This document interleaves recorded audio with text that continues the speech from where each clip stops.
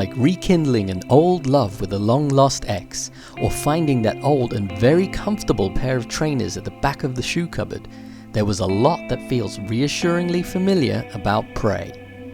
Minimalistic HUD, no cutscenes, and always in first person. Could Prey be the new Half-Life for this generation?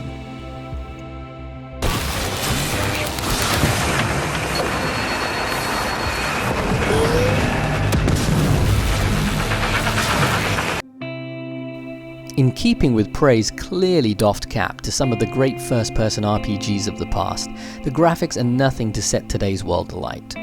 There's nothing obviously wrong, everything has been polished to a good standard, but it's a good standard rather than a great one. If you compare Prey to some of the other open-world RPG titles we've seen released this year, graphically Prey just isn't in the same ballpark. I reviewed it on the PS4, and the FPS was locked to a decent 30 frames per second.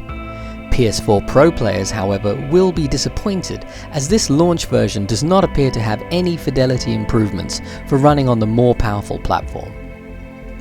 The sound in Prey is fabulous, in fact, incredible.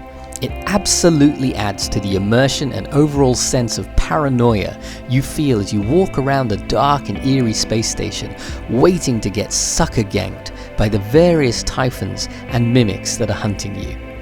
The accompanying soundtrack is also excellent, with some wonderful use of futuristic, ethereal, and poignant music sporadically throughout the game to elevate major plot and gameplay moments.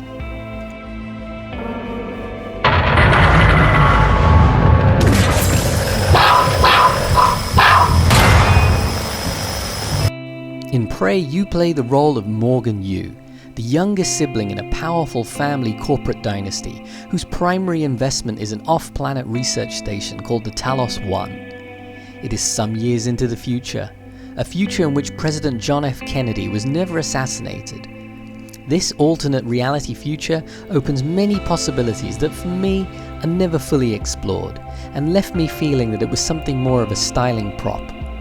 However, Prey does start off at a fantastic pace, with a mind-bending introduction into this new reality, the research station, and your rather terrible predicament within it. This fast pace drops off some, as you are then set loose to explore this semi-open world environment, and whilst the main story arc remains persistent throughout your playthrough, Prey gives you ample opportunity to get off the beaten track and explore a plethora of side quests and other goodies that are strewn around the Talos One. With virtually no NPC interaction for most of the game, however, Arcane Studios has cleverly hidden these side missions in the form of discoverable emails, notes, audio logs, and other medium of this type. This really gives a sense of reward to exploring every dark corner of the Talos One, and also creates plenty of opportunity for replayability. It also really enforced the immersion I felt in the Talos One. It really does feel like a space station that up until a recent catastrophe was a living, breathing world. This is a masterstroke in game design by Arcane, as it creates a complete sense of believability and immersion into the isolated playthrough experience of Prey.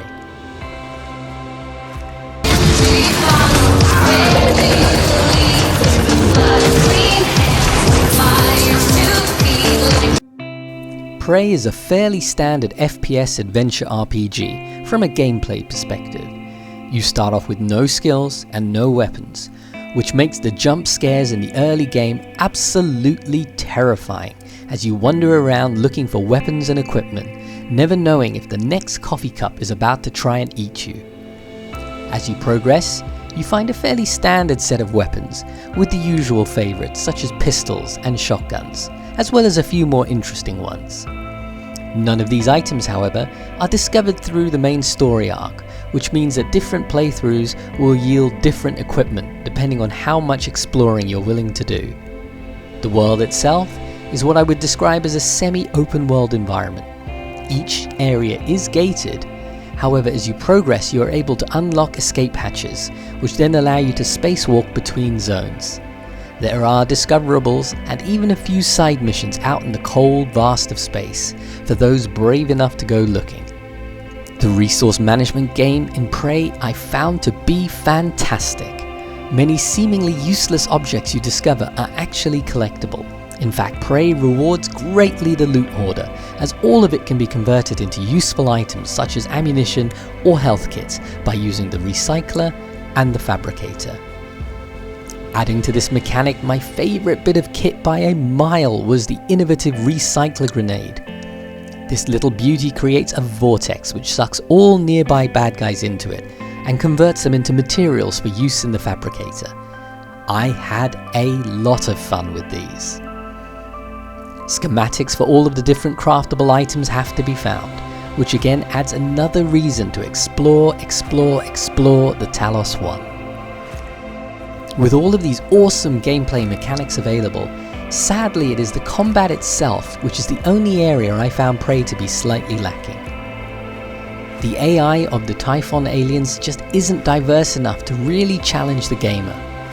Once you've leveled up to a decent level of skill and equipment, and once you've identified the various weaknesses of the Typhon protagonists, the real challenge in Prey comes from ensuring you always have enough ammo to destroy the bullet-spongy aliens, rather than coming up with clever ways to foil their AI.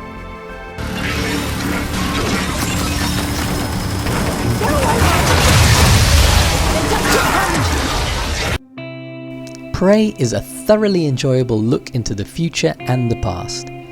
I could have easily been playing Half-Life or Bioshock, so similar was the level of immersion that Arcane Studios have created.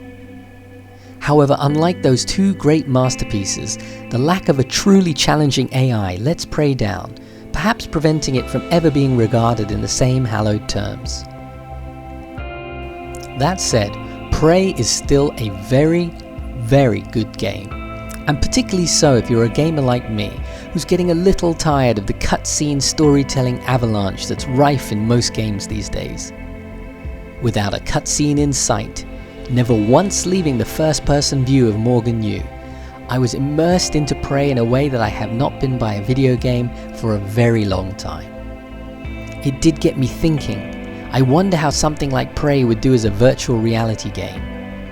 That thought is both exciting and petrifying, but it's definitely a conversation for another day.